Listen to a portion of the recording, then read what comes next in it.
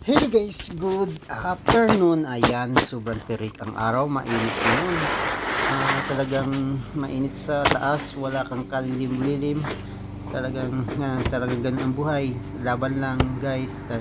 Kita nyo ako guys, yung binubungan ko, kita nyo yung singles. May dalawang line yan sa gitna. So yan yung line, nail line. So hanggang dyan lang yung nail mo, dapat hindi siya aakyat sa taas or hindi siya bababa sa line na yan. Napakahalaga yung guides na yan guys, kasi dyan yun tamang pagninil para matamaan din yung ilalim ng singles.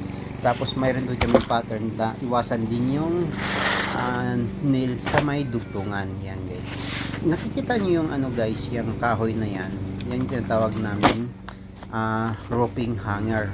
So nilalagyan namin ng bracket yan na roping hanger, at